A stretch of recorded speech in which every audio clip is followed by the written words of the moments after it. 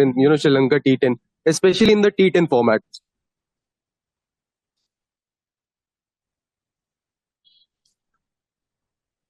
Sorry, Pub, could you repeat that last bit again? I just lost you then.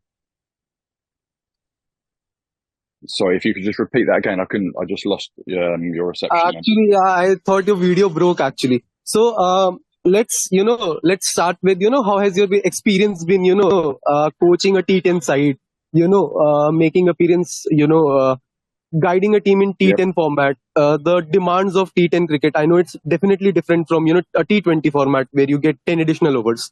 So how has your experience been? Yeah.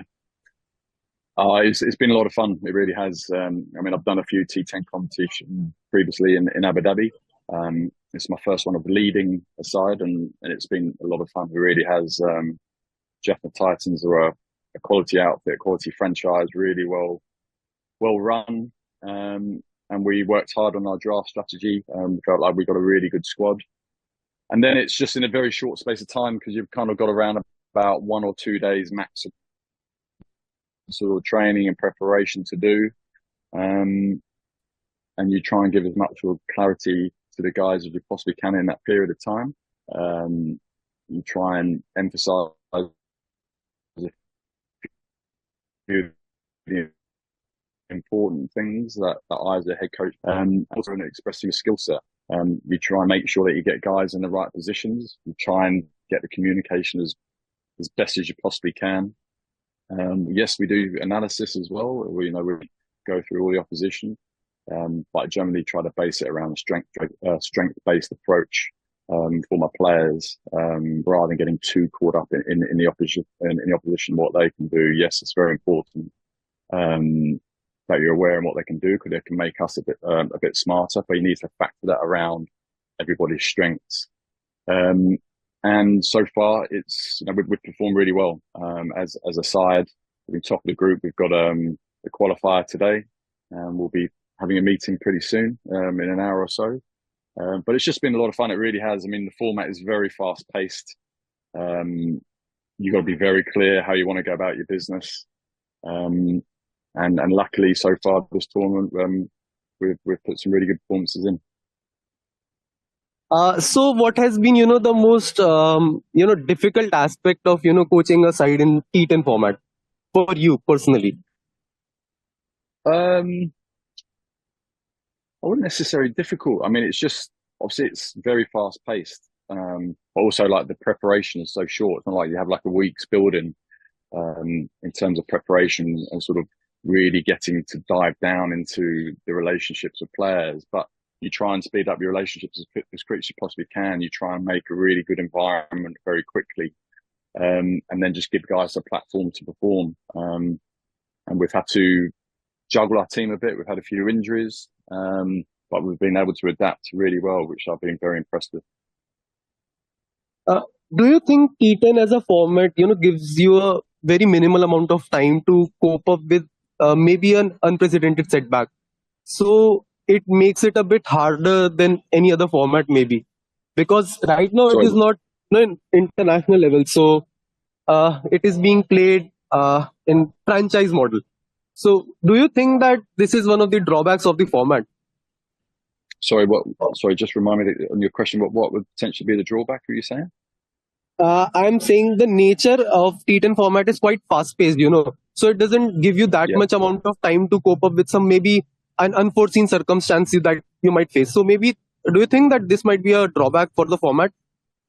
No, not at all. I mean, guys are evolved very quickly. I mean, T20 cricket is pretty fast paced, to be honest, anyway. And just how the game's evolving. Yes, it's more of a condensed version here, but it's still the same skill sets on show.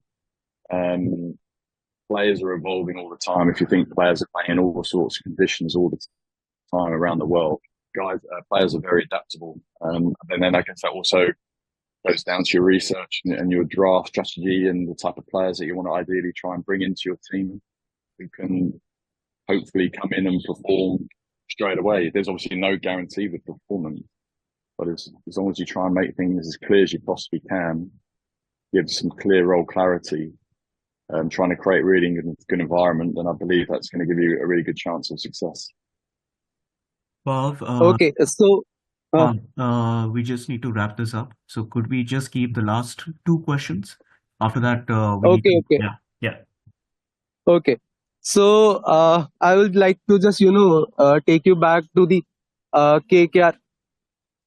I would just like to take you back to your time with the KKR franchisee where you have been a fielding coach and assistant coach. So you have probably faced Ashwin, who just recently retired today. So do you have anything, a special memory about him, or maybe talk about how a player he has been, how good of a off spinner he has been?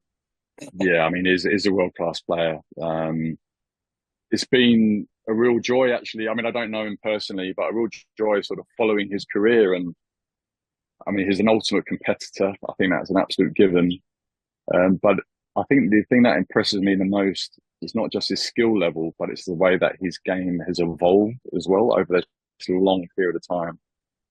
To play the amount of cricket that he's done and play at the top level like he's done for such a long period of time, you can't just do that through luck. You know, it's a lot of hard work, a lot of smartness, and just the way he's evolved his game.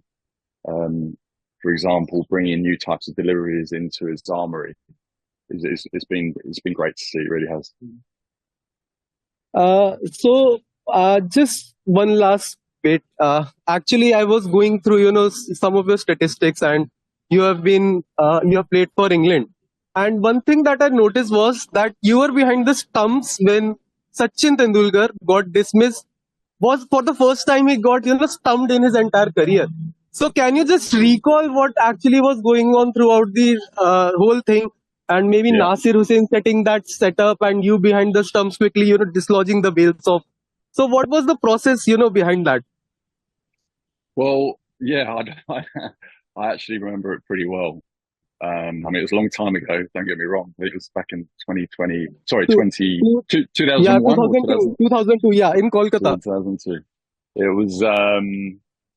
Look, it was a tactic for Ashley Giles to bowl over the wicket to try and slow the scoring rate of someone like any of the batters, but in particular Sachin Tendulkar. And it was to try to frustrate him. And the interesting thing is, I remember the night before when I went to bed. Generally, cricket's on TV all the time in India, and I remember I was watching a TV show, and it was about the Test match that we were playing in at the time. And for some amazing reason, it came up that Sachin Tendulkar had never been stumped in Test match cricket. And I thought, oh, that's interesting. And I then went to bed. And then during the game, when I was keeping, because I was starting actually down leg side where I was standing up, just to make it, I thought, I mean, I'd never really experienced someone bowling like that before, but I thought, right, let's start down leg side, make it easier for me. And I suddenly thought, I reckon I'm going to get an opportunity here for a stumping with what I heard last night. So I was like, okay, stay nice and relaxed. And then, as it turned out, Tendulkar ran down the wicket, tried to hit Ashley Giles for a big six, and ended up getting stumped. So just a follow-up question, since we are talking about Sachin, Joe Root has been reaching impeccable heights, and he's quite close to, reaching Sachin's tally of, and maybe even surpassing him for the, highest run getter in test format at international circuit. Do you think he has that pedigree to, maybe dethrone Sachin and make the record for himself that once was thought to be untouched?